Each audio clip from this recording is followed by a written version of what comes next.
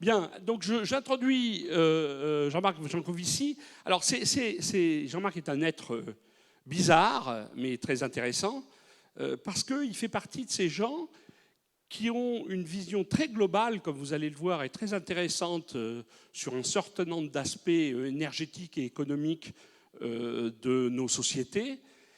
Et il fait ce que, personnellement, moi j'aime bien et que j'essaye de faire, comme vous l'avez vu, dans la façon dont je présente les problématiques, que ce soit le photovoltaïque la dernière fois ou l'habitat aujourd'hui. C'est-à-dire qu'il raisonne à la fois sur des bases scientifiques solides et pas du blablabla, et il en tire, ou il essaye d'en tirer des conclusions qui sont des conclusions qui vont jusqu'à des conclusions de la société qui ont trait à, dans le cas présent, évidemment, l'énergie et des aspects économiques. Voilà. Donc il a une société qui aide les entreprises à calculer le bilan carbone, etc., et même d'autres choses, mais il a aussi un site, pour ceux qui ne le connaissent pas, absolument magnifique sur l'énergie que l'on peut consulter sur Internet, qui est une mine d'idées, une mine d'informations, et que je vous recommande au plus haut point. Voilà. Donc on va le laisser, comme vous avez vu, il a par contre un tout petit peu de problème voilà, il fait du flux tendu, comme il dit. Voilà, donc la conférence est prête et le conférencier aussi. Voilà, à tout de suite, merci.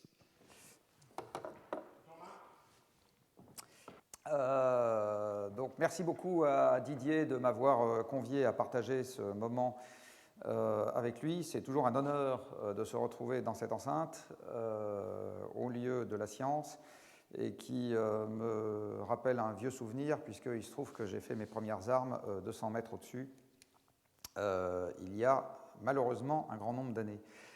Ce que je vais vous montrer maintenant, c'est un peu un pot pourri de réflexion quantifiée autour de la question de l'énergie, du changement climatique et du bâtiment, pendant que cet engin essaye de se mettre d'accord avec le vidéoprojecteur. Ce que je vais vous faire, donc, c'est à la fois quelques réflexions d'ensemble autour du défi qui se présente à nous en ce qui concerne la question du changement climatique. Je parlerai très peu d'énergie ce matin, et je vous parlerai également d'un certain nombre... J'ai gagné, donc il a planté. Et je vous parlerai également d'un certain nombre de choses concernant le bâtiment en France et en Europe. C'est-à-dire que je vous montrerai la situation de départ en ce qui concerne le bâtiment. Et Didier vous a fait rêver avec le bâtiment du futur. Moi, je vais vous faire trembler avec le bâtiment du passé. Ça va plutôt être ça mon angle. Voilà, je suis désolé, il faut que cet engin finisse de retrouver ses esprits. Voilà, donc Didier, je le redis, vous a fait rêver avec les bâtiments du futur. Moi, je vais vous parler de là où vous habitez vraiment. C'est-à-dire non pas chez Nanook l'Esquimau, mais dans des choses qui ressemblent plus à ça, ou à ça, ou à ça, ou à ça. Soit dit en passant, une réflexion liminaire tout de suite, quand on parle bâtiment, et notamment quand on parle bâtiment à des CSP+, auxquels appartiennent les décideurs, et qu'on leur explique qu'il va falloir commencer à toucher aux bâtiments existants, comme tous ces braves gens habitent dans des trucs haussmanniens où il n'est pas question de changer un appui de fenêtre sans que ça dégrade la façade, ils vous expliquent tous « Oh, mais on ne peut rien faire à cause du caractère architectural, etc. » Moi, il se trouve que j'habite en banlieue à côté d'une ville nouvelle qui a été construite dans les années 60-70, et je vous assure que les tours qui ont été construites, c'est caractère architectural et vraiment pas le sujet.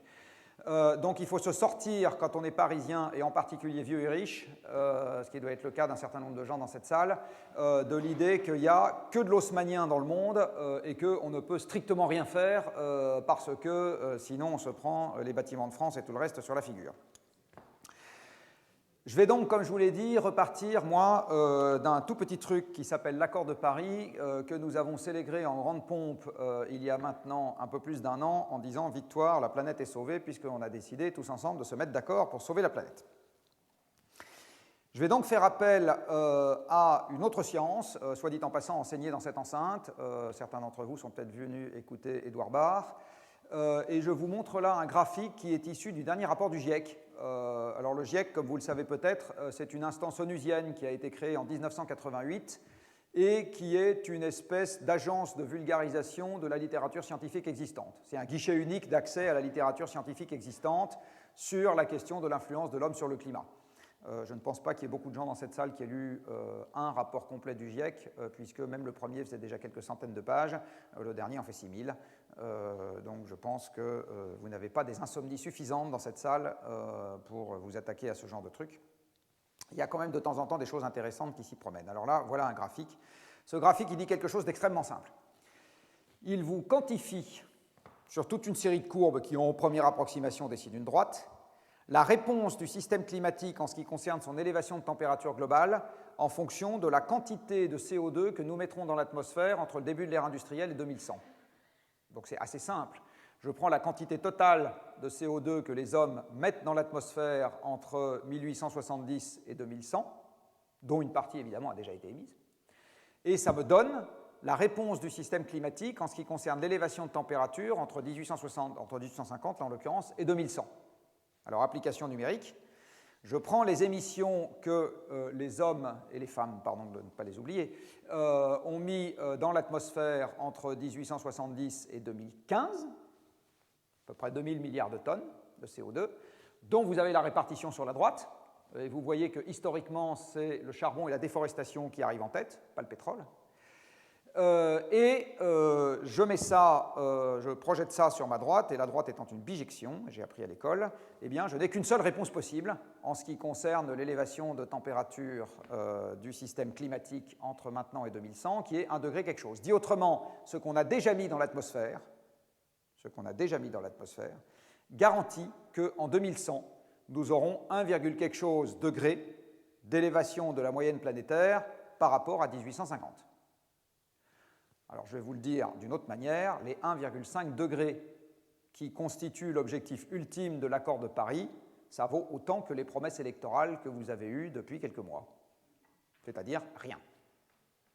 Ça ne vaut rien, pas un clou. La physique vous dit déjà que c'est mort, c'est terminé. Les 1,5 degrés, il fallait s'en occuper avant, c'est fini, c'est impossible de les avoir.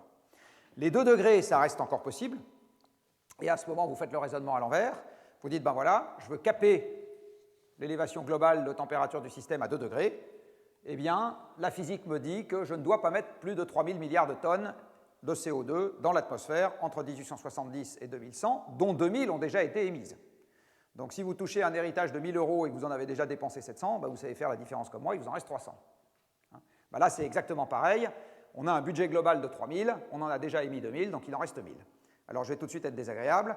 Ça veut dire que sur le siècle qui vient, vos enfants et petits-enfants, parce qu'il y a quand même beaucoup de cheveux blancs dans cette salle, ils ont le droit d'émettre, collectivement, la moitié de ce que vous et vos parents avez émis, dans le cadre d'une humanité qui est en moyenne sur le siècle 3 fois plus nombreuse. Voilà, c'est ça le cahier des charges. Dit autrement, vos enfants et petits-enfants, vous leur donnez le droit d'émettre en moyenne le 6e de ce que vous avez émis. Sachant que l'énergie, ce n'est pas dans cette enceinte que je vais vous apprendre grand-chose, c'est ce qui quantifie le changement d'état d'un système. Dit autrement, c'est ce qui permet d'agir sur le monde. Ça veut dire que nos enfants et petits-enfants, pour la partie qui vient de l'énergie fossile, nous leur donnons le droit de transformer 6 fois moins l'environnement par personne que nous et nos parents. Voilà, c'est ça que ça veut dire. Et ce qui veut dire, soit dit en passant aussi au premier ordre, que vous leur donnez droit à 6 fois moins de PIB par personne. Donc les 2 degrés, c'est 6 fois moins de PIB par personne, en première approximation, sauf efficacité énergétique, mais en fait, je n'ai pas le temps de vous montrer les courbes ce matin, mais ça ne va pas vite. Je vous le dis encore autrement, 2 degrés, c'est férocement récessif. C'est bien la raison pour laquelle, ça fait 25 ans, non, 1992, oui, c'est ça, 25 ans, pour paraphraser cet excellent Brice Lalonde, ça fait 25 ans qu'on se réunit pour résoudre le problème et que le problème n'est pas résolu. C'est à cause de ça. Alors vous allez me dire, tout ça est horrible, Macron et Le Pen réunis nous promettent de la croissance, donc on s'en fout des émissions, donc on aura 2 degrés, so what. Alors je vais vous montrer, non pas sur 2 degrés, mais sur le passé, un ordre de grandeur, pour ceux d'entre vous qui ne le connaissent pas encore, qu'il faut vraiment garder en tête, parce qu'il est absolument cardinal dans cette affaire, qui est, très bien, admettons que je me contrefoute du problème, parce que m'y attaquer, c'est quand même trop désagréable, est-ce que je peux avoir quelque chose d'un peu tangible qui parle un peu à mes sens, qui me permette de comprendre de quoi je parle en termes de conséquences? Alors pour ça, je vais faire appel à deux cartes très simples. La première vous décrit les écosystèmes climatiques, c'est-à-dire ceux qui sont là si on leur fout la paix et qu'on ne les supprime pas pour faire des champs Notre-Dame de Paris, des bâtiments du futur ou des bâtiments du passé, des routes ou toute autre installation humaine. Donc voilà à quoi ressemblent les écosystèmes qui aujourd'hui s'installent spontanément en Europe si on les laisse tranquilles. Vous avez essentiellement des forêts. Ça veut dire que le système climatique sur l'Europe est un système qui n'est ni trop chaud, il n'est pas en dehors des plages de température qui permettent la croissance des végétaux, mais il n'est pas non plus en dehors des plages de précipitation qui permettent la croissance des gros végétaux, donc il pleut assez en particulier. Vous avez ici l'Europe il y a 20 000 ans. Donc là, 20 000 ans, on est au cœur de la dernière ère glaciaire, il fait raisonnablement froid, et nos ancêtres de l'époque poursuivent les derniers mammouths, en espérant bien en attraper un. Alors vous voyez que l'Europe il y a 20 000 ans ne ressemble pas vraiment à l'Europe d'aujourd'hui. La première chose qui la distingue de manière absolument fondamentale, c'est que c'est compliqué d'aller faire Erasmus en Suède ou au Danemark, parce que les Suédois et les Danois sont sous la glace. Vous avez une énorme calotte glaciaire de quelques kilomètres d'épaisseur qui recouvre toute la Scandinavie, le nord de l'Allemagne, le Danemark, soit dit en passant les Écossais qui cessent d'être une menace au rugby, ils ne sont plus là, et vous avez sa grande sœur qui est posée sur le Canada, le Canada du Laurentide, donc vous avez quelque chose d'assez différent de ce point de vue. Cette glace est constituée d'eau, et cette eau, il a bien fallu la prendre quelque part. Ce n'est pas dans l'atmosphère que vous avez des réserves d'eau suffisantes pour constituer des tels volumes de glace, c'est le seul endroit où vous avez pu la prendre, cette eau, c'est dans la mer. Or, la mer est une grande baignoire, le fond de la baignoire n'a pas varié, donc si vous avez pris énormément d'eau pour constituer cette calotte, le niveau de l'eau a baissé. Et il n'a pas baissé un peu, il a baissé de 120 mètres. Donc pour ceux d'entre vous qui aiment aller batifoler dans la Manche, il n'y a plus de Manche. Et pour ceux d'entre vous qui avaient des économies à planquer dans les Anglo-Normandes, il n'y a plus d'Anglo-Normandes. Vous avez des petites collines à la place. Et les bonnes années, on peut aller mettre la pâtée aux Irlandais à pied sec. Pas besoin de paumer ses économies dans Eurotunnel pour faire ce genre de choses. Vous constatez également que les écosystèmes installés sont très très différents de ce que nous avons aujourd'hui. Vous avez en gros des écosystèmes qui ressemblent à ce que nous avons aujourd'hui au nord de la Sibérie. Ce n'est pas exactement pareil que ce que nous avons aujourd'hui. Et dans cet univers-là, on peut nourrir des animaux en bout de chaîne alimentaire comme les hommes, mais un peu moins nombreux que ce que nous sommes aujourd'hui, puisque à cette époque-là, la population française est de l'ordre de la population d'un arrondissement parisien, 100 000 bons hommes. Donc tout ce que l'écosystème France, à cette époque-là, peut nourrir comme bons hommes, c'est 100 000 individus. Quand la Terre est passée de l'état de gauche à l'état de droite, évidemment, la température moyenne a augmenté, c'est réchauffé. Eh bien, l'élévation de température moyenne dont on parle, son ordre de grandeur, c'est 5 degrés. Son ordre de grandeur, c'est 5 degrés. Cette élévation de température, elle a mis quelques milliers d'années à se produire, de l'ordre de 5 000, entre 5 et 10 000. Donc là, vous avez le résultat de la seule expérience grandeur nature de transition climatique rapide à l'échelle géologique, que notre espèce ait connue, c'est 5 degrés en 5 000 ans, pour la faire simple, donc 1 degré par millénaire, 0,1 degré par siècle. 0,1 degré par siècle. Je vous signale qu'en ce moment, on est dans certaines régions du monde sur un rythme d'évolution de la température qui est, donc 0,1 degré, 0,05, donc juste la moitié par année. Par année, déjà, aujourd'hui, dans certaines régions du monde. Alors évidemment, si le réchauffement climatique n'était pas un réchauffement mais un refroidissement, c'est-à-dire que si ce qu'on faisait en ce moment conduisait à refroidir la température planétaire de 5 degrés en un siècle, là je peux déjà vous donner la facture, ça fait quelques milliards de morts. Vous rendez toutes les moyennes latitudes non cultivables. L'ordre de grandeur, c'est quelques milliards de morts. Cette expérience de réchauffement de quelques degrés en un siècle, évidemment, on ne l'a jamais faite. Donc l'idéal, ça serait de disposer dans le système solaire de 427 planètes Terre, qui auraient donc ce que Didier vous a montré tout à l'heure sur l'instrumentation. Moi, je suis comme lui, je suis très eugénien. D'abord, il faut instrumenter, regarder, confronter, etc.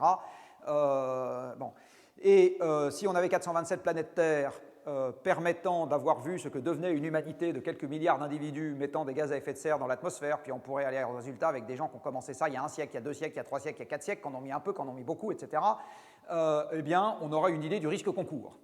Et même dans ce cas de figure, soit dit en passant, c'est pas sûr qu'on ferait ce qu'il faut. Il y a des tas de trucs qui nous font courir des risques, le tabac, la drogue, conduire en voiture, etc. Et pour autant, il y a des tas de gens qui s'en foutent. Donc ça ne veut pas dire pour autant qu'on aurait fait ce qu'il faut. Hein. Mais enfin, au moins, on aura une idée du risque. Là, c'est un grand saut dans l'inconnu si on fait ça. Ma conviction, donc je vais vous le dire tout de suite, pour qu'on passe à la suite, ma conviction, c'est que ce genre de transition à cette vitesse, c'est la guerre partout, en première approximation. Hein. Donc vous aurez un effondrement de l'échelle spatiale de l'organisation des sociétés humaines. C'est-à-dire aujourd'hui, on sait faire des sociétés humaines organisées à l'échelle d'un pays, voire à l'échelle du monde. Ça s'effondrera. Et du reste, les mouvements populistes aujourd'hui en sont les prémices. Vous aurez un effondrement de l'espérance de vie et de la taille de la population, mais dans des proportions que je suis infoutu de vous quantifier. Donc je ne sais pas vous dire si l'espérance de vie diminuera de 5 ans, 10 ans, sera divisée par 2 ou par 3, j'en ai aucune idée. Je vous rappelle quand même que l'espérance de vie en moyenne sur la planète il y a 2 siècles, c'était aux alentours de 25 ans, l'espérance de vie à la naissance. Voilà. Donc je ne sais pas. Donc, comme dit l'autre, quand je ne sais pas, c'est compris entre 0 et 100%. Mais il est évident qu'on n'est pas en train de parler d'un truc anecdotique, on est en train de parler de quelque chose qui a le potentiel pour dynamiter la totalité de ce qu'on considère aujourd'hui être les acquis éternels d'une société stable et opulente. Hein, ça a le potentiel pour dynamiter ça. Vous allez me dire, bon, très bien, j'ai compris, on s'agite. Alors, si on s'agite, qu'est-ce que ça veut dire ? Ça veut dire, je le redis, qu'on n'a plus le droit qu'à 1000 milliards de tonnes équivalent CO2, enfin 1000 milliards de tonnes pardon, de CO2 à émettre d'ici à la fin du siècle. Alors une fois que j'ai, en termes mathématiques, ça veut dire que je prescris l'intégrale de mes émissions, et maintenant je vais essayer de voir à quoi ressemble la courbe de mes émissions. Bien évidemment, si j'ai un budget, tout ce qui est raisonnement en année est une supercherie. C'est-à-dire que si on vous dit vous avez encore le droit d'émettre tant, ça ne correspond à rien de dire je vais émettre ce que j'émets aujourd'hui tous les ans à peu près la même chose, et puis dès que j'ai épuisé mon budget, je passe à 0. Ça, c'est l'hypothèse chute de comètes, chute de météorites, guerre thermonucléaire d'un niveau suffisant, etc. Mais sinon, ce n'est pas comme ça que ça va se passer. C'est vous passez par un maximum et vous diminuez. Hein, c'est comme pour la démographie. Alors, les divers scénarios que vous avez ici sont des scénarios qui vous quantifient l'élévation de température que vous obtenez en 2100. Donc celui-là, vous avez vos 5 degrés, etc. Et si vous voulez vous limiter à 2 degrés, ben vous voyez, le scénario qui vous intéresse, il est en bas, là. Et ce scénario-là, il dit que d'ici à 2050, donc d'ici à ce que vos enfants aient votre âge, il faut avoir divisé les émissions planétaires par 3. Donc les générations futures, ça devient hyper concret. C'est vos enfants. Voilà. Donc vous les voyez tous les jours, en rentrant chez vous, pour ceux qui habitent encore avec eux, et à chaque fois que vous les avez au téléphone. Voilà, c'est ça les générations futures. Ce n'est pas des espèces de machins intemporels, mal définis, qui arriveront dans 3 siècles et demi. Non, les générations futures, c'est tous les gens dans cette salle qui ont moins de 65 ans. Voilà. C'est très très concret. Hein. C'est ça l'ordre de grandeur. Alors vous allez me dire, c'est pas grave, à Paris, on s'est mis d'accord sur le fait qu'on allait y aller. Alors j'ai fait un petit exercice que les anglo-saxons appellent de fact-checking en ce qui concerne l'accord de Paris. C'est-à-dire qu'au moment de l'accord de Paris, on s'est mis d'accord sur un objectif qui, soit dit en passant, était déjà dans l'accord de Copenhague. Hein. L'accord de Copenhague disait déjà 2 degrés, on limite l'élévation de température planétaire à 2 degrés. Sauf que comme cet accord, il n'avait pas été obtenu par la voie classique onusienne, dans lequel les gens se mettent d'accord sur 45, qu'est-ce que je dis 45, sur 60 pages de texte et chaque virgule, mais que c'était un truc en 12 bullet points qui avait été écrit pendant une nuit entre chefs d'État. Les ONG ont gueulé comme des putois en disant « Ah, c'est pas démocratique, etc. » Donc ce truc-là vaut pas un clou. Donc j'affirme que les ONG ont fait perdre 6 ans au monde en présentant comme un échec ce qui était un immense succès, c'est-à-dire d'avoir déjà commencé à se mettre d'accord sur les 2 degrés. On a perdu 6 ans à cause de ça, à cause d'elle, j'insiste. Donc ici, vous avez quelque chose de très simple, c'est la somme des émissions auxquelles les pays se sont engagés à Paris. Parce qu'à Paris, en gros, on a inventé un système pas idiot sur le fond, qui était chaque pays arrive en disant ce qu'il est prêt à faire. Donc on ne se donne pas un objectif comme à Kyoto en disant on va répartir la réduction des émissions, machin, toi tu fais 1%, moi 3%. Hein. On a fait l'inverse, on a dit on se met d'accord sur un objectif global et puis chacun arrive avec ce qu'il est prêt à faire et puis on essaye de discuter pour que le total de ce qu'on émet corresponde avec l'objectif global. Sauf qu'aujourd'hui, ce n'est pas le cas. Vous avez vu sur ce graphique que si on veut les 2 degrés, il ne faut pas commencer la réduction dans 5 ans ou dans 10 ans, il faut la commencer demain matin. Il faut la commencer demain matin. Tout de suite, là maintenant, demain matin. Or, à Paris, si vous faites la somme des engagements des pays, tout ce que vous obtenez, c'est que les émissions augmentent, pour passer en gros de 50 à 60 milliards de tonnes par an en l'espace de 10 ans. Donc ça ne prend pas vraiment le chemin d'une économie. Hein, si vous allez voir votre banquier et que votre banquier vous dit vos dépenses sont excessives par rapport à vos revenus, et que vous lui dites pas de problème, j'ai bien compris le message, mais sur les 10 années qui viennent, je garde les revenus et j'augmente mes dépenses, je pense qu'il va vous regarder en vous disant je ne suis pas sûr qu'il ait vraiment compris ce que je viens de lui dire. Hein. Et c'est exactement pareil à Paris. C'est-à-dire qu'on n'est pas sûr qu'on ait vraiment bien compris ce qu'on nous a dit. Ce que vous avez également en bleu et en rouge, c'est le rythme de diminution qui doit être celui des émissions de la planète. Alors c'est des diminutions exponentielles, hein, c'est X% par an, ce n'est pas linéaire, selon l'année à laquelle on se met à l'ouvrage. Donc vous voyez que si on attend encore 3 ans, il faut derrière qu'on baisse de 5% par an, les émissions planétaires, et si on attend encore 10 ans, il faut qu'on les baisse de 10%. Je me suis amusé, si l'on peut dire, à regarder quel avait été le rythme annuel de croissance des émissions de CO2 sur le siècle passé. Je me dis comme ça, je vais avoir une petite idée, est-ce que 5% c'est loin ou pas loin de ce qu'on sait faire. Alors voilà le rythme annuel de variation des émissions de CO2 année après année. J'ai pris des séries qui sont, alors c'est pas le même auteur, c'est pas SMIL, mais enfin c'est un auteur voisin. Donc je regarde la consommation d'énergie année après année, je prends un facteur d'émission qui est toujours le même, parce que pour ne pas m'emmerder la vie, même si c'est un, et je regarde de combien varient les émissions année après année. Eh bien vous voyez que vous avez 2 points, et 2 seulement, sur ce graphique, où le rythme annuel de baisse des émissions a été de 5%. 2. Le plus fort de la crise de 29 et l'anéantissement du Japon et de l'Allemagne. Voilà. 2. Donc faire ça de manière volontaire, ce n'est pas quelque chose qui est marginal à côté d'un programme de civilisation qui reste croissance forever et je touche ni au système de retraite, ni aux 35 heures, ni à je ne sais pas quoi. C'est au cœur d'un programme de civilisation où ça ne marche pas. Et si c'est au cœur d'un programme de civilisation, il y a nécessairement des contreparties assez désagréables pour nous qui sortons de 2 siècles de croissance ininterrompue, qui s'appellent la contraction du pouvoir d'achat et tout un tas d'autres trucs qui aujourd'hui sont considérés comme absolument inconcevables. Voilà. Alors, sauf que j'ai une très bonne nouvelle pour vous. Je crois que c'est Le Chatelier qui a dit que les systèmes n'aimaient pas se trouver hors d'équilibre. Aujourd'hui, nous avons mis le système hors d'équilibre, donc il se régulera de toute façon. Donc la question n'est pas de savoir si on veut que le système change ou pas. La question est de savoir si on veut qu'il change avec nous ou sans nous.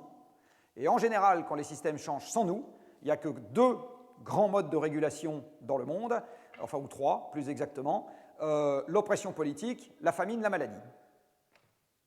La guerre étant une forme particulière d'oppression politique. Voilà. C'est les 3 grands modes de régulation. Il n'y en a pas d'autres.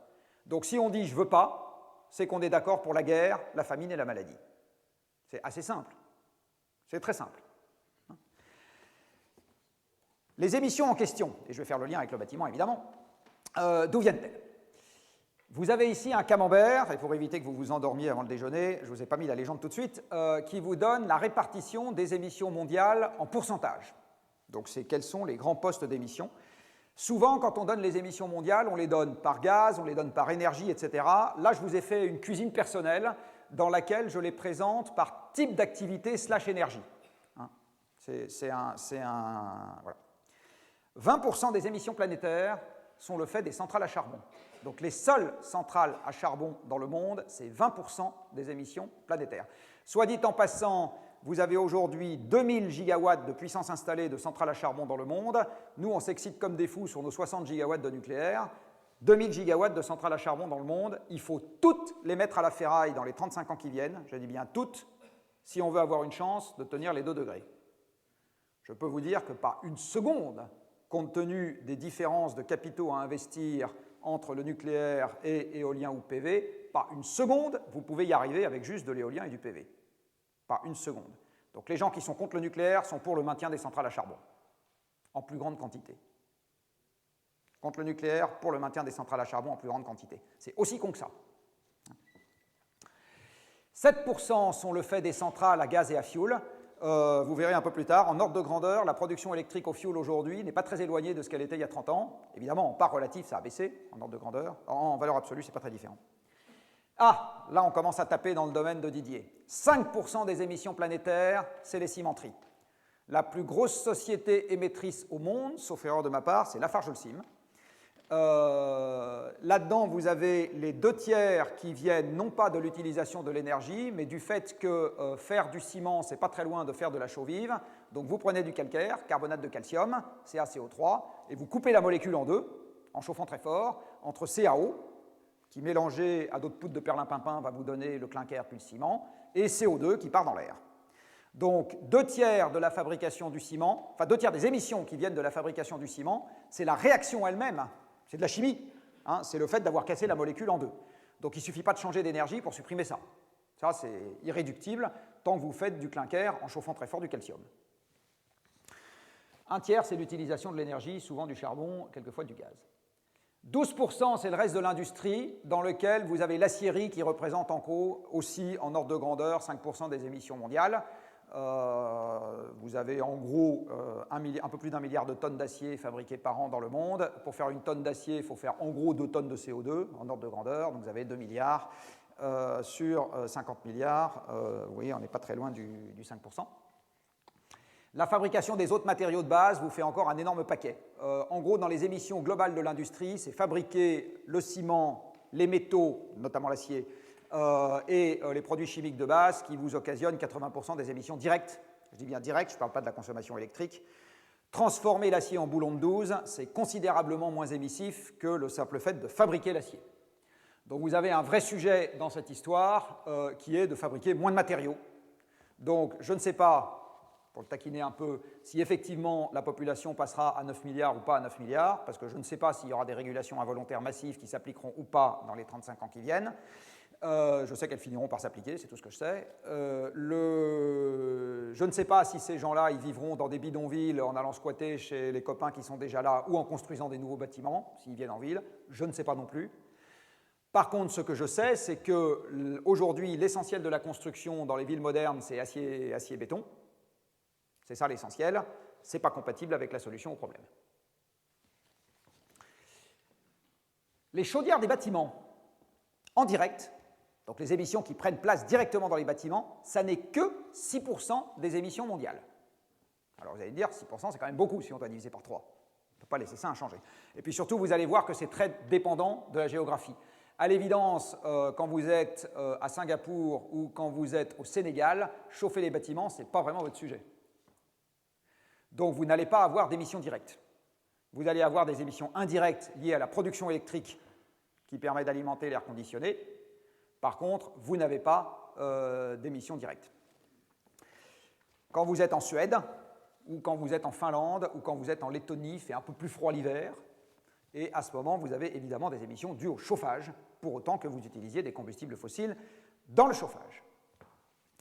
15% des émissions planétaires sont dues au transport, dans lesquelles les voitures, c'est à peu près 6%, les camions 4%, et les bateaux et les avions, 2 chacun. Alors regardez là quelque chose de très intéressant. À l'échelle du monde dans son ensemble, les voitures, ce n'est pas un problème plus important que les cimenteries. Pas moins, mais pas plus. Donc dire il va falloir faire avec moins de voitures, oui, mais le problème des émissions est très très loin de se réduire à la seule question des voitures. Très loin de se réduire. Alors je n'ai pas le temps ce matin, j'aurais pu sinon vous montrer que de toute façon en Europe, la décrue pétrolière est amorcée, c'est-à-dire que pour des raisons géologiques, l'approvisionnement pétrolier de l'Europe est déjà en contraction. Et donc, la quantité de carburant consommée par les automobilistes et les chauffeurs routiers est de toute façon en train de se réduire. Avec ou sans notre aide, c'est de toute façon en train de baisser. 20% des émissions planétaires sont liées à des processus d'origine agricole. Dans les gaz à effet de serre, vous avez certes le CO2, mais, et je vous renvoie aux excellents cours d'ici, vous avez également d'autres gaz, notamment le méthane et le protoxyde d'azote, dont les origines sont essentiellement agricoles. Le méthane vient des processus de fermentation anaérobie que vous avez dans l'appareil digestif des ruminants. Il vient également de la fermentation des déjections, donc toutes les crottes des animaux d'élevage. il vient de la fermentation à nouveau anaérobie dans les rizières. Donc là, vous avez un procédé très low-tech, mais assez efficace pour diminuer les émissions de méthane des rizières, c'est d'y mettre des carpes ou des canards. Donc ce n'est pas high-tech du tout, mais c'est très efficace. Banque de développement devrait financer ce genre de truc. Voilà, donc vous avez des... Et les émissions de protoxyde, pardon, sont liées à l'épandage des engrais azotés dans les champs. À ce moment, vous avez une partie des nitrates qui sont réduits en protoxyde d'azote, gaz hilarant, qui est émis par les champs. La déforestation, qui est un processus amont de l'agriculture, processus qui prend place en général en réponse à l'accroissement démographique et donc à la nécessité de convertir des surfaces de forêt en surfaces cultivées. C'est ce qui s'est passé en Europe, maximum de la surface déforestée en 1850. C'est ce qui s'est passé aux États-Unis et c'est ce qui est en train de se passer en ce moment dans les pays dits émergents. C'est 10% des émissions. Ce qui veut dire que la fonction alimentaire au sens large, si je mets bout à bout la déforestation, il y a un peu de bois de feu en Afrique, mais globalement c'est des cultures, et les émissions agricoles, c'est un tiers des émissions mondiales. Un tiers. Ça fait beaucoup. Hein. Et enfin, à 10%, vous avez des bricoles diverses, la gestion des déchets, le traitement des eaux, etc. Donc ça, c'est le panorama mondial. Alors en Europe, où on est aux moyennes latitudes, ça va être un peu différent parce que, effectivement, on se chauffe. Alors vous voyez par exemple que les émissions dues au chauffage en Europe, ce n'est pas 6, c'est 13%. Je parle bien des émissions directes, je ne parle pas des émissions indirectes liées à l'utilisation de l'électricité. L'industrie, c'est 18, alors que dans mon schéma précédent, j'étais à 17, oui, je ne suis pas très loin. Les centrales électriques, c'est 26, vous voyez qu'en moyenne mondiale, c'est 28, pas très différent. Et par contre, l'agriculture, c'est significativement moins, 12%, mais en fait, la raison, c'est parce que le reste est significativement plus élevé. C'est pas parce qu'on mange moins, c'est parce qu'on a plus d'industrie et de centrales électriques qu'en moyenne mondiale. Dans les pays africains, vous avez surtout des émissions agricoles, beaucoup moins d'émissions industrielles. Et les transports sont un peu plus élevés également en part relative. Alors je vous dis, là encore une fois, c'est les émissions directes des bâtiments. Sauf que vous avez aussi un paquet de ce truc-là. Didier vous a montré tout à l'heure, je vous montrerai, que les bâtiments consomment une fraction significative de l'énergie qu'on consomme dans les pays occidentaux, et en particulier, ils consomment de l'électricité. Alors vous allez me dire, l'électricité en France ne fait pas de CO2, encore que, peut-être qu'une personne sur deux va me dire l'inverse, car je vous donne une information que vous ne connaissez peut-être pas.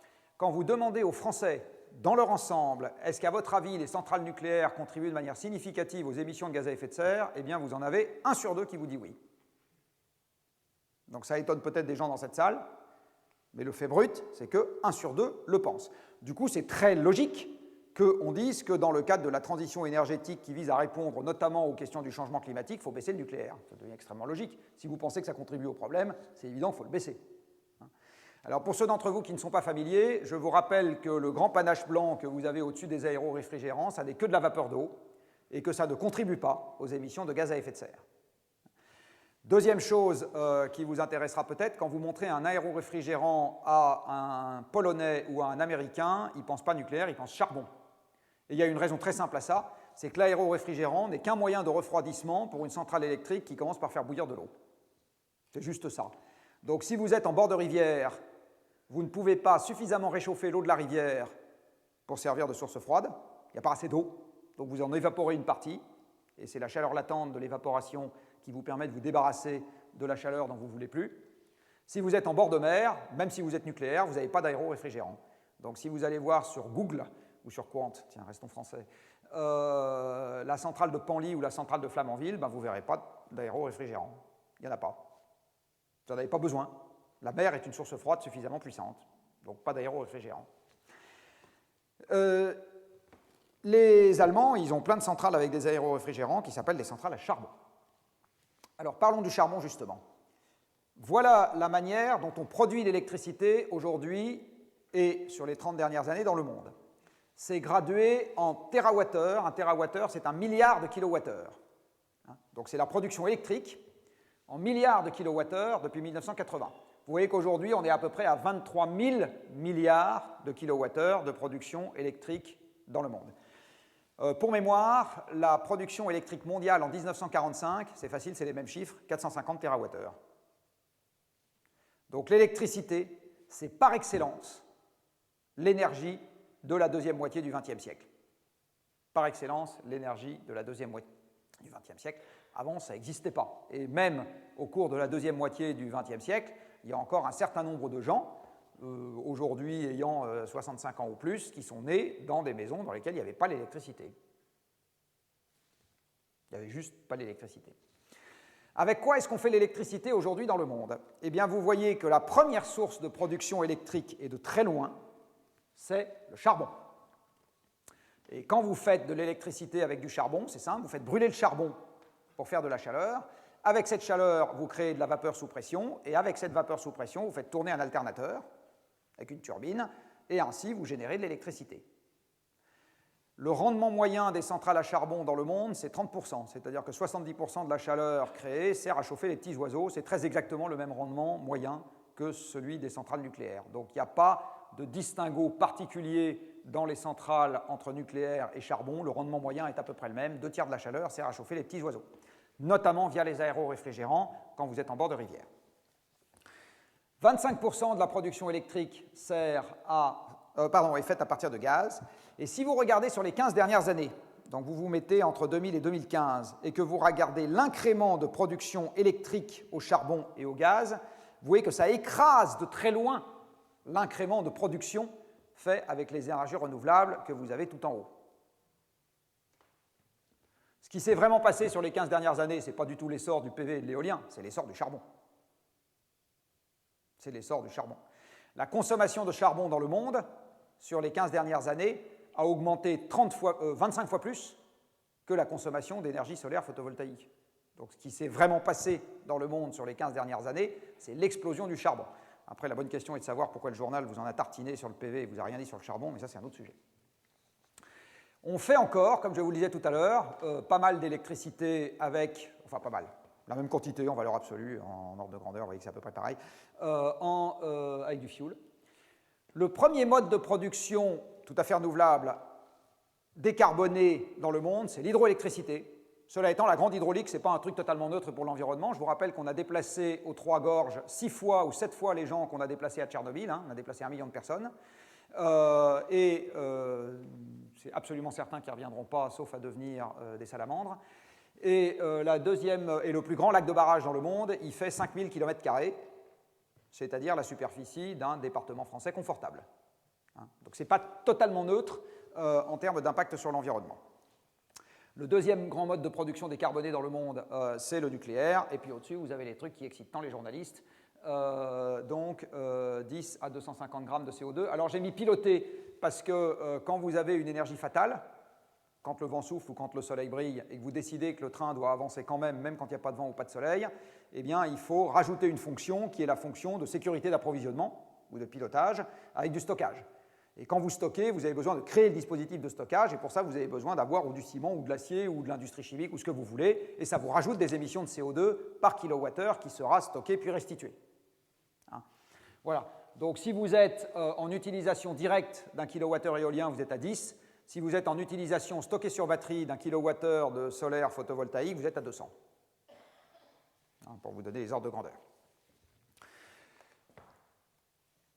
Revenons à la consommation d'énergie. Donc, pour finir là-dessus, une idée qu'il faut absolument se sortir de la tête, c'est que l'électricité, c'est propre.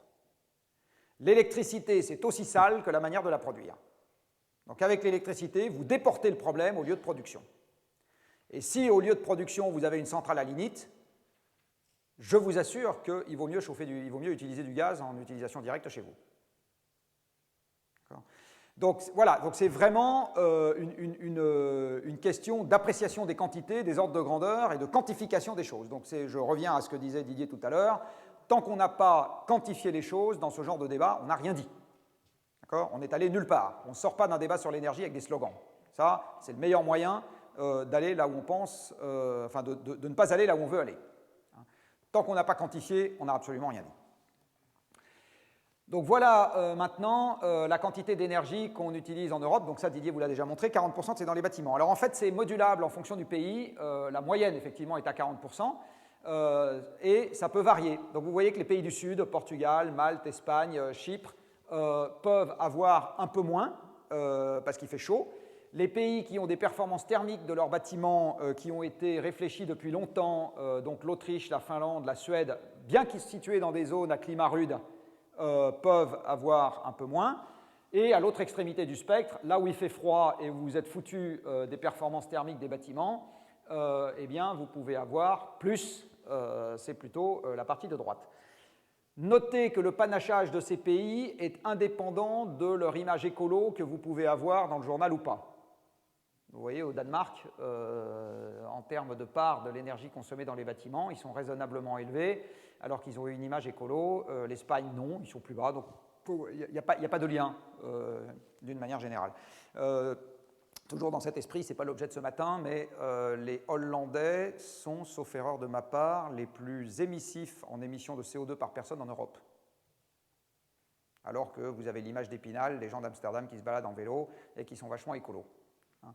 Donc il faut regarder les chiffres. Tant qu'on n'a pas regardé les chiffres, je le dis, on n'a rien fait. On n'a rien fait.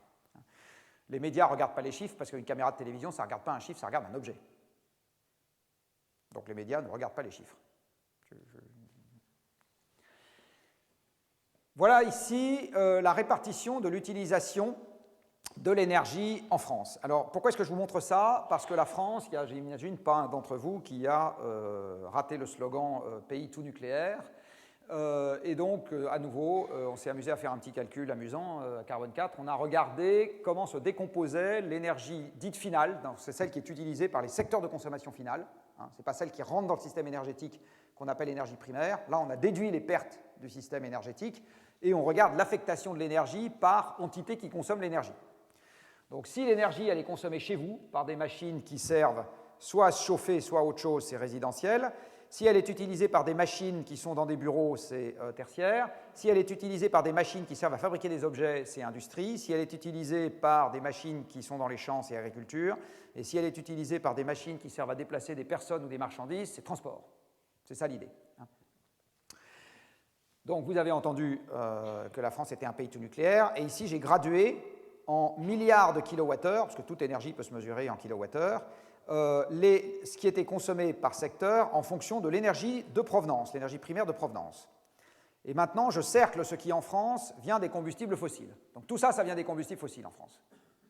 Et donc je vous pose la question, est-ce que vous pensez que la France est un pays tout nucléaire? Ça doit pouvoir se discuter. Dans le chauffage, vous voyez qu'une part du chauffage est effectivement fait avec du nucléaire, là. Une part des usages hors chauffage est fait avec du nucléaire, mais enfin, le chauffage en France, c'est avant tout fait avec des énergies fossiles. Donc tout le monde pense chauffage électrique quand on pense chauffage en France. Non, non. Si vous pensez chauffage en France, pensez avant tout pétrole et gaz. Parce que la réalité, c'est celle-là. C'est avant tout du pétrole et du gaz. On utilise 4 fois plus de combustibles fossiles dans le chauffage en France qu'on utilise d'électricité. 4 fois plus. En quantité de kilowattheures. Donc notre premier problème, a fortiori si on veut décarboner l'économie, ce n'est pas l'électricité d'origine nucléaire, c'est le pétrole et le gaz. C'est ça notre premier problème, si on veut décarboner le chauffage. Et on n'est pas une exception en Europe, puisque vous voyez qu'en Europe, si vous regardez la répartition de la consommation des ménages par énergie, vous voyez que l'électricité, ça fait 1/4 et que le reste, ça fait 3/4. Donc il y a un rapport de 1 à 3. Nous, il y a un rapport de 1 à 4. Donc en fait, on est même un peu plus vertueux que le reste des pays européens si le critère d'appréciation, c'est « je ne veux pas trop d'électricité dans le chauffage ». Et la thermosensibilité, c'est-à-dire le fait que la consommation d'électricité augmente l'hiver, c'est pour moitié dû au chauffage et pour moitié dû à tout un tas d'autres trucs. Vous vous éclairez plus souvent, il faut qu'on chauffe les rails pour les dégivrer. Enfin, il y a plein d'usages qui n'ont rien à voir avec le chauffage. Des habitations qui augmentent significativement l'hiver et qui expliquent la pointe hivernale que vous constatez, je ne vous ai pas amené les graphiques, mais que vous constatez dans tous les pays d'Europe. Alors ceci allant avec cela, voilà comment se répartissent en France les émissions de gaz à effet de serre, en l'occurrence de CO2, parce qu'il y a peu de vaches qui rôtent du méthane chez nous, les émissions de gaz à effet de serre, enfin dans les logements, les émissions de gaz à effet de serre par mètre carré et par an, des logements en France. Ça a été discriminé par année de construction parce que, Didier l'a rappelé tout à l'heure, vous avez eu en France, après les chocs pétroliers, des réglementations thermiques qui se sont installées, et donc plus les bâtiments ont été construits récemment, et plus on a été dur sur les contraintes qu'on leur demande, et donc moins ils consomment d'énergie. Ce que je vous présente ici, cela étant, ça n'est pas ce qu'on appelle la réglementation, les émissions issues de la réglementation thermique, c'est-à-dire que ce n'est pas le calcul théorique de ce que le bâtiment devrait émettre, c'est la réalité constatée sur base d'un sondage auprès des ménages sur combien ils utilisent vraiment d'énergie. Donc on prend les factures, on prend le prix du kilowattheure et on regarde combien ça fait de kilowattheure. C'est ça la base du calcul. Il y a un écart qui peut aller du simple au quintuple entre les deux. C'est-à-dire que dans des bâtiments, alors je n'ai pas fait avec les logements, mais avec les bureaux, je connais quelques personnes, parce que mon métier est de m'occuper de ce genre de trucs, qui ont fait le calcul effectif de regarder à combien de kilowattheures par mètre carré et par an était le bâtiment sur le papier au moment où l'architecte le leur a vendu et le constructeur le leur a construit, et combien il consomme pour de vrai. Je ne sais pas si on a fait ça au siège de Saint-Gobain. Eh bien, vous avez des sièges sociaux où l'écart est de 1 à 4. 1 à 4. D'accord? On n'est pas en train de parler de 10% de différence. 1 à 4. Bon. D'où ce qui a été dit tout à l'heure, auquel je souscris tout à fait, il faut faire des tests. Il ne faut pas se contenter de la déclaration sur l'honneur disant « votre bâtiment émettant ». Sans compter que par ailleurs, les émissions du bâtiment sont calculées pour une température de consigne qui n'existe nulle part. Nulle part. Quand on vous dit qu'il faut vous chauffer à 19 degrés, je serais curieux de savoir chez qui ici il fait 19 degrés. À mon avis, pas chez grand monde. Hein. Donc, voilà. Donc, si on regarde vraiment ce qui se passe, voilà ce que vous avez. Vous voyez que l'essentiel des émissions viennent du chauffage. ECS, c'est eau chaude sanitaire, donc c'est vos douches, il ne faut pas en prendre trop. Et après, vous avez cuisson et le reste de l'électricité. L'énergie de chauffage, elle n'est pas du tout répartie de manière homogène, même au sein des bâtiments. Donc vous avez ici, par type de construction, maison individuelle et logement collectif, les consommations par logement et par an. Alors la consommation par logement et par an dépend de la performance intrinsèque, les émissions par mètre carré, et de la taille du logement. Et vous allez voir que la taille du logement a également beaucoup joué dans ce qui s'est passé au cours des dernières décennies. Donc ici, vous avez la consommation d'énergie, donc pas les émissions, mais la consommation d'énergie, par type de logement. Et pour chaque type d'énergie et chaque type de logement, donc là par exemple, vous avez les maisons individuelles chauffées au gaz, en bleu, eh bien vous constatez que vous avez en gros un gros million de maisons chauffées au gaz qui sont dites performantes, c'est-à-dire que vous êtes à 10 000 kWh par mètre carré par an. Là, vous en avez 2,5 millions qui sont dans la moyenne, et vous en avez 1 million qui sont énergivores, c'est-à-dire que vous êtes à 25 000 kWh par mètre carré et par an. Voilà, vous pouvez répéter ça pour le fuel, etc. Donc vous voyez que le fuel, il y en a quand même un paquet, et ça, évidemment, c'est surreprésenté dans les émissions de gaz à effet de serre. Hein, parce que ce qui est là, ça émet pas beaucoup, ce qui est là émet déjà plus, et ce qui est là émet encore plus par mètre carré. Et si vous regardez en nombre de résidences, vous voyez que le nombre de résidences chauffées à l'électricité est minoritaire. Donc l'électricité est minoritaire dans les kilowattheures, et comme ça concerne souvent des logements récents, donc un peu plus performants que les logements précédents, c'est minoritaire en nombre de logements, et c'est encore plus minoritaire en quantité d'énergie consommée. Alors vous allez me dire, bon bah, très bien, on a des logements qui aujourd'hui en Europe font, si je rajoute électricité et émissions directes, me font 13 plus quelque chose, allez mettons 20% des émissions tout mouillées. Il faut diviser les émissions par 3, donc il faut s'en occuper de cette affaire. Donc ça veut dire qu'il faut mettre de l'argent là-dedans. Alors où va l'argent du bâtiment aujourd'hui? Vous avez ici le chiffre d'affaires de la profession du bâtiment en France. Et bien vous voyez que la moitié de l'argent qu'on met dans le bâtiment aujourd'hui, ça va dans l'accroissement du parc, c'est-à-dire dans le neuf. Didier vous a dit tout à l'heure, la rotation du parc c'est 1% par an. En fait non, ce qui est 1% par an c'est l'accroissement du parc, la rotation c'est 1 pour 1000. Parce que dans ce qu'on construit tous les ans, une petite fraction remplace des logements existants, l'essentiel c'est de l'accroissement du parc. Parce que croissance démographique et parce que croissance, vous allez le voir après, de la taille unitaire du logement, ou plus exactement du nombre de mètres carrés par personne. Donc le parc de logements existant, bah, il est là et il continue à vivre sa vie. Par ailleurs, ce n'est pas du tout les mêmes acteurs. Ici, vous avez les gros, donc les Bouygues, Vinci, Eiffage, vous allez les trouver là. Vous allez très peu les trouver là, sauf pour les grands ensembles d'un seul tenant. Parce que quand vous vous appelez Bouygues ou Vinci, et que vous dites, bah, moi j'ai mon pavillon ou mon appartement à rénover, puis il y en a pour 10 000 €, ils vous disent, ouais, enfin vous êtes gentil, nous il faut 3 € de plus pour que ça commence à nous intéresser. Hein. Donc, Bouygues et Vinci ou Eiffage, ils vont être intéressés par je prends l'ensemble des hôpitaux de la PHP et je les rénove thermiquement. Ça va les intéresser. Votre ça me suffit maison ou appartement, ils s'en foutent complètement, ce n'est pas leur sujet. C'est le sujet des artisans du bâtiment.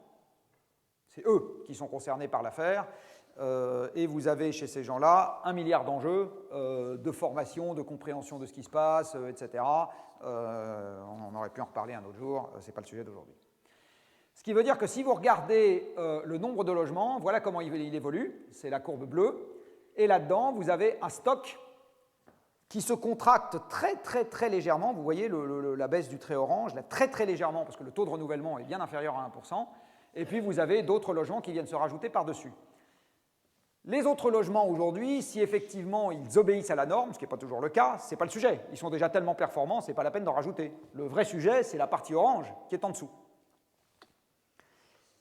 Alors je vous disais, la quantité totale de logements a augmenté et continue d'augmenter, et ça augmente pour deux raisons. La première, c'est que la population croît, et la deuxième, c'est que vous avez le nombre de mètres carrés par personne qui augmente. Alors ça a augmenté pour deux raisons, augmentation du pouvoir d'achat et diminution de la taille unitaire des ménages. Les deux étant corrélés du reste. Il faut que le pouvoir d'achat par personne augmente pour qu'on puisse divorcer. Donc dans le monde qui s'annonce, on divorcera moins facilement. Oui, on divorcera moins facilement. Économiquement, ça sera de plus en plus difficile. Voilà, donc pour ceux d'entre vous qui sont concernés, conseillez à vos enfants de bien choisir. Ça sera moins facile d'aller voir ailleurs. Ceci allant avec cela, quand je regarde les émissions de gaz à effet de serre liées à notre consommation. Alors voilà un diagramme qu'on a fait chez Carbone 4 et qui est la vision consommation des émissions. Parce que souvent, on vous dit, je vous l'ai dit tout à l'heure, il faut baisser les émissions de gaz à effet de serre. Et alors, les crypto-communistes que nous sommes tous en France, parce que la France est quand même une espèce de pays communiste, on dit « Ah, c'est la faute des industriels ». Donc on va dire à M. Didier Roux « Qu'est-ce que tu fous avec tes émissions de gaz à effet de serre ?» Et puis si tu les baisses pas assez vite, je prends une corde en chanvre de bonne qualité et quick, fini. Donc en gros, le problème de la baisse des émissions, c'est le problème de ces salauds d'industriels. Nous, quand même, on ne va quand même pas se restreindre. Alors pour savoir si ce débat est totalement justifié, on a fait chez Carbone 4 un raisonnement un peu différent, qui est que quand vous achetez un tapis, une paire de lunettes ou un costume, même pas celui de Fillon, ou une voiture, personne ne vous met un revolver sur la tempe en disant « achète ». Personne. D'accord ? Donc vous pouvez dire j'ai besoin d'une bagnole pour aller au travail, très bien, mais à ce moment, personne ne vous oblige à vous acheter au maximum de votre budget. Vous pouvez acheter au minimum de votre budget. D'accord ? Vous pouvez acheter un truc qui vaut 3 fois moins cher, qui sera moins confortable, qui ira moins vite, qui sera plus vieux, etc. Vous pouvez le faire, d'accord ? Personne ne vous met un revolver sur la tempe en disant tu es obligé de faire ça. Et quand vous allez dans une grande surface, personne ne vous dit achète la poupée Barbie avec un revolver sur la tempe. C'est un acte que vous faites de manière délibérée. Vous pouvez très bien vous ramener à l'anniversaire du petit dernier avec pas de poupée Barbie, 3 chiffons en lui disant tiens on va jouer à la poupée avec les 3 chiffons. Personne, d'accord ? Bon. Donc on est parti d'une vision qui est la vision consommation, dit autrement quand j'achète quelque chose ou que je profite d'un service que l'État a mis à ma disposition, combien est-ce que ça engendre d'émissions de gaz à effet de serre dans toute la chaîne de production qui a précédé mon achat pour que cette affaire-là existe et que je puisse en profiter. D'accord ? Donc au moment où j'ai acheté ces excellentes lunettes parce que je deviens vieux, eh bien, il a fallu que les petits copains de notre ami ici présent la fabriquent de l'acier, pas en grande quantité, mais quand même pour fabriquer ma paire de lunettes, que les petits copains de notre ami ici présent fabriquent du verre, enfin, ou quelque chose qui y ressemble, pour faire les verres de lunettes, que les copains de Total aillent me faire un trou dans le sol, me sortent du pétrole, me fassent du nafta, me fassent du plastique pour faire les branches de lunettes, etc., etc. Au moment où j'achète ces lunettes, je profite de toutes ces émissions. Et je vais les ranger dans une catégorie ici qui s'appelle « autres biens de consommation ». Donc quand j'achète ma paire de lunettes, je profite de toutes les émissions industrielles amont qui ont permis à ma paire de lunettes d'exister. Puis si je n'ai pas envie que ce truc-là existe, je peux très bien ne pas acheter la paire de lunettes. Je peux. Je vois moins bien, mais je peux ne pas l'acheter. Donc ici, vous avez les émissions vues sous l'angle de la consommation finale d'un Français en 1990 et en 2010. Alors, dans ces émissions, je n'ai pas de territorialisation, c'est-à-dire que je me fous de savoir où les émissions ont pris place.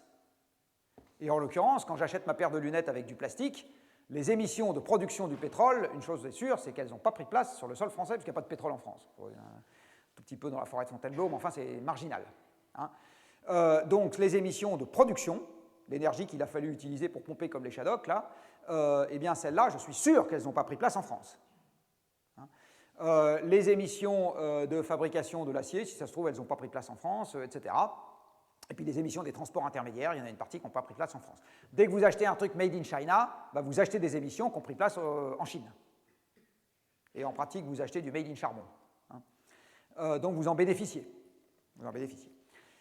Voilà, donc les Français font construire. Eh bien, chaque année, rapporté à la population, un Français émet 400 kg de CO2 pour l'acte de construction. Alors évidemment, vous ne faites pas tous construire. Alors 400 kg de CO2, il faut savoir que c'est une construction en structure béton d'1 mètre carré de logement. C'est 400 kg de CO2. Hein. Évidemment, vous n'achetez pas, vous, chaque année, 1 mètre carré de logement en structure béton collectif. Par contre, l'année où vous faites construire, donc où vous investissez dans un truc neuf, où vous allez habiter dans un truc neuf, bah alors à ce moment, vous héritez, crac d'un seul coup d'un sol, de vos 80 mètres carrés à 400 kg par mètre carré. Donc là, vous prenez 32 tonnes d'un seul coup. Mais si je répartis en moyenne annuelle sur tous les Français, c'est 400 kg par personne et par an. Ensuite, le logement, il faut l'entretenir. Donc ça, vous avez la consommation d'énergie des logements. Dans cette affaire, les bureaux, je ne les vois pas, parce que les bureaux, ils participent à l'acte productif. Donc les émissions de fonctionnement des bureaux sont disséminées chez les émissions des constructeurs pour leurs sièges sociaux, chez les émissions des gens qui vont me vendre la nourriture, chez les émissions des gens qui vont fabriquer le reste, chez les émissions du siège social de Renault, etc. C'est disséminé ailleurs, c'est dans d'autres cases. Ensuite, je mange. Avec ce que je vous ai dit tout à l'heure, vous voyez que manger, c'est 2,5 tonnes équivalent CO2 par personne et par an. Retenez que dans cette affaire, le cheptel bovin, c'est les 2/3. Donc il faut aimer nos éleveurs, mais avec moins de vaches. Ça veut dire qu'il faut payer les vaches plus chères. Hein. C'est très exactement ça qu'il faut faire. Hein. Donc il faut leur demander de produire 2 fois moins, de la haute qualité et payer 3 fois plus, en première approximation. Les autres biens de consommation, donc tout ce qui n'est pas alimentation, donc là-dedans vous avez les canapés, etc., vous voyez que ça a très fortement augmenté sur 20 ans. Les 2/3 de cette augmentation, c'est l'apparition de ça. En 1990, les téléphones portables, les ordinateurs et les télés à écran plat, ça n'existait pas. Eh bien, la fabrication annuelle des télés, ordinateurs et smartphones que nous utilisons aujourd'hui et que nous remplaçons le plus souvent possible, eh bien, la fabrication annuelle, c'est 2/3 de l'augmentation de ce truc-là. Ce qui est une autre manière de dire qu'aujourd'hui, l'émergence des technologies de l'information, ça n'a rien décarboné du tout. Vous ne voyez pas la baisse dans les autres barres, et vous voyez la hausse dans cette barre qui, aux 2/3, est due à l'émergence des technologies de l'information. Donc quand on me dit les technologies de l'information, ça va permettre de décarboner l'économie, je dis ouais, peut-être. Le résultat que je constate sur les 20 dernières années, c'est que ça a fait l'exact inverse. Les déplacements de personnes ont un peu augmenté. Alors là-dedans, les émissions dues à la voiture sont restées stables, et il s'agit bien des déplacements personnels. Donc si vous êtes VRP vendeur de cravates, ça ne compte pas. C'est dans les émissions de fabrication des cravates, et ça tombera chez les particuliers dans les achats de cravates. Par contre, si vous vous déplacez pour aller voir vos enfants partir en vacances ou aller faire des courses, c'est dans les déplacements de personnes. Et l'essentiel de l'augmentation, c'est l'avion. Parce qu'en 1990, l'avion restait encore un luxe relatif. Sa forte démocratisation est liée notamment à l'augmentation de la quantité de pétrole qu'on avait dans le système aérien et donc aux augmentations des avions. Et enfin, vous voyez les services. Alors pourquoi est-ce que vous avez des émissions dans les services? Ben, ma foi, parce que nous avons une armée, donc les chars, les avions et les porte-avions, ça consomme du pétrole. Parce que nous avons un système éducatif et que les enseignants entendent être chauffés l'hiver et leur classe aussi pour faire cours, etc. Donc tout ça, et nous avons un hôpital. Et pour faire fonctionner l'hôpital, il faut le chauffer, il faut fabriquer des scalpels et des IRM, etc. Et tout ça consomme de l'énergie et émet du CO2. Le total, ici, vous voyez que c'est un peu plus de 10 tonnes. Soit dit en passant, il faut le ramener à 2 tonnes en 35 ans pour tenir l'accord de Paris. Je ne sais pas. Je vous dis, M. Le Chatelier me dit que le système finira par se réguler un jour tout seul. Ça, j'en suis absolument sûr. Si j'attends suffisamment longtemps, un jour, les émissions seront à 2 tonnes par personne. J'en suis absolument sûr, puisque les combustibles fossiles étaient en quantité donnée une fois pour toutes. La limite à plus l'infini de leur consommation annuelle, c'est 0. Donc je sais qu'il y a un moment où les émissions par personne seront redescendues sous 2 tonnes. C'est une absolue certitude. Je ne sais pas vous dire quand et comment, mais c'est une absolue certitude que ça finira par arriver. Et je le redis, il vaut mieux que ce soit avec nous que sans nous. Dernier point sur la partie pognon. vous avez ici je vais finir par ça, les émissions. Pardon. Un graphique qui va vous donner la rentabilité intrinsèque des gestes d'isolation. Ça va donner quelques boutons à Didier, mais la rentabilité intrinsèque des gestes d'isolation. Vous avez ici en rouge combien vous coûte par centime l'électricité et le gaz en France en ordre de grandeur. Alors le gaz c'est très fluctuant, hein, c'est monté jusqu'à 7, c'est descendu jusqu'à 3,5. Je vous l'ai mis à 5 pour mettre tout le monde d'accord. L'électricité aujourd'hui c'est aux alentours de 15 centimes d'euros du kilowattheure.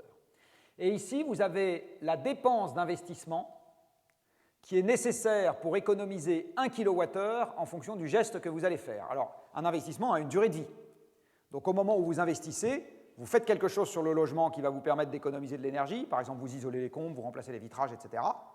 Ça a une durée de vie. Une fenêtre, ça a une durée de vie. Même la laine de verre dans les combles, ça a une durée de vie. Et vous répartissez les économies d'énergie sur toute la durée de vie de ce que vous venez de faire.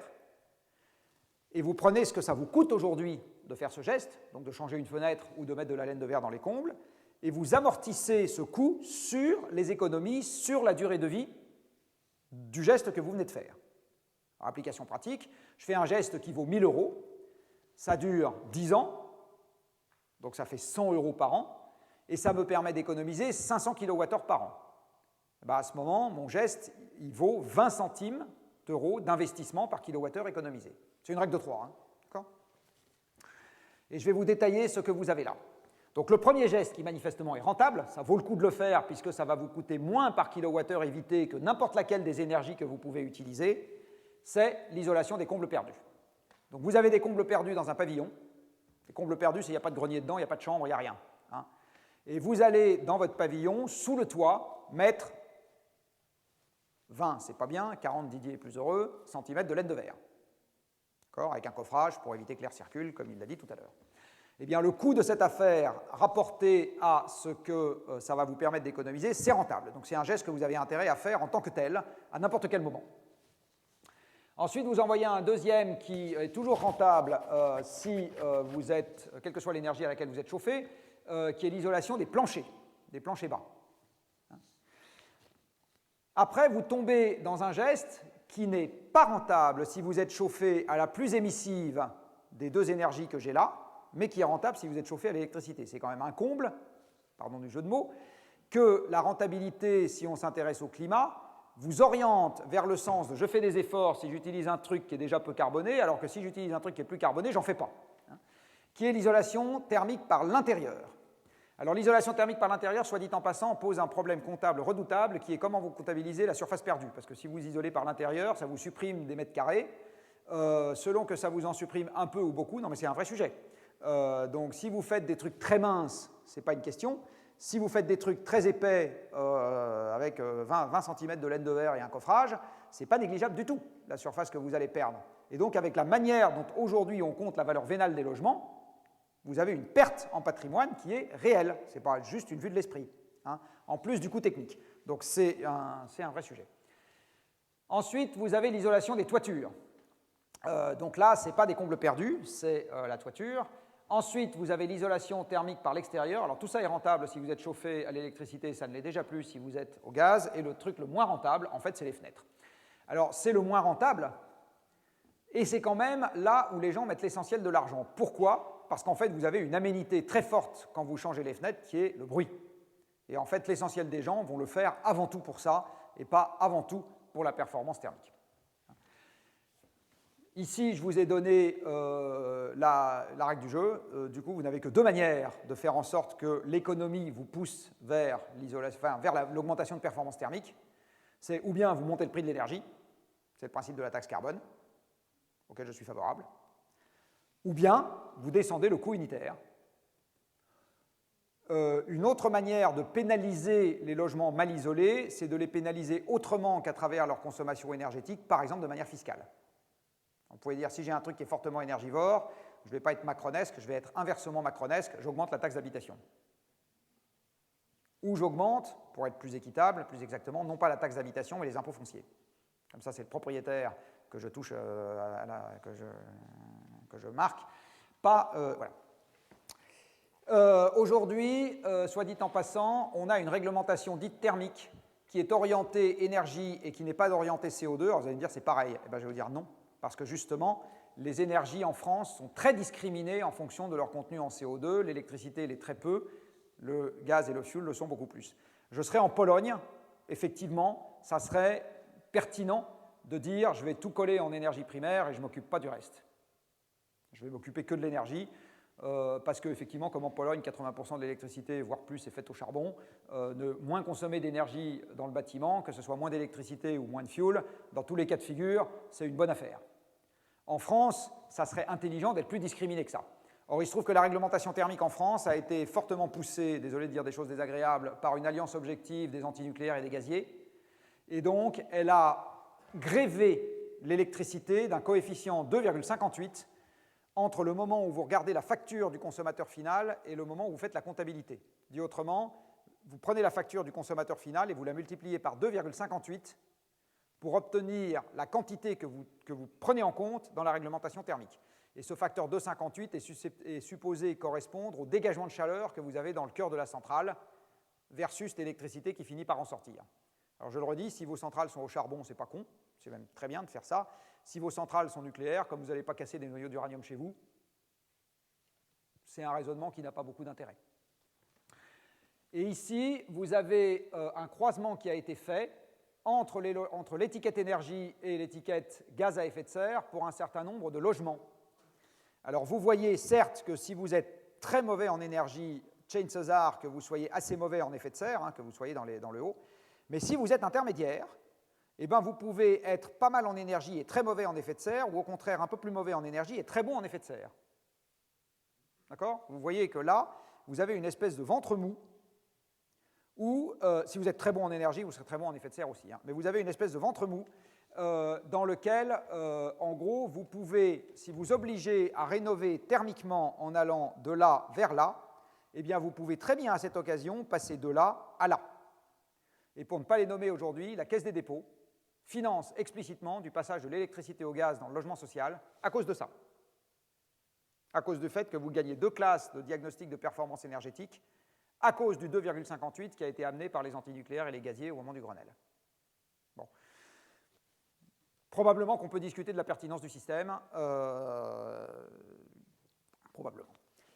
Pour finir, puisque j'ai épuisé mon heure, si on a 30 millions de logements en France et qu'on veut avoir raisonnablement décarboné en 35 ans, bah vous avez l'ordre de grandeur comme moi, il faut faire 1 million par an. 1 million par an, c'est évident que vous ne le ferez pas ni avec la force de travail actuellement dans le bâtiment, ni avec les facilités financières qui sont aujourd'hui mises à disposition des ménages. Ça doit devenir beaucoup plus simple. Voilà. Le truc évident, c'est d'embarquer la performance thermique au moment où vous faites des travaux de toute façon. Donc si de toute façon vous devez faire un ravalement externe, c'est idiot à ce stade de ne pas rajouter de l'isolation par l'extérieur. Et ne me faites pas le coup du bâtiment haussmannien dont je vous ai parlé au début. Je vous rappelle que dans énormément de logements qui ont été construits après-guerre et qui ressemblent, comme je vous l'ai montré, à ça, ce n'est pas vraiment le sujet de la caractéristique architecturale. Vous voyez, la caractéristique architecturale de ce truc-là, je ne pense pas que ce soit un sujet majeur. Et même la caractéristique architecturale de ce truc-là, ce n'est pas un sujet majeur non plus. Et celle-là non plus. Donc tout ça, ça s'isole par l'extérieur à l'occasion des ravalements, très très simplement. Pareil, si vous devez changer la toiture de toute façon, c'est pertinent à ce moment-là de faire le geste de l'isolation. Le faire en tant que tel, ce n'est pas rentable, de le faire à ce moment-là, c'est... Voilà. Donc ça, c'est toutes les mesures qui permettent de baisser le coût du geste technique, parce que vous mutualisez avec autre chose que vous allez faire de toute façon.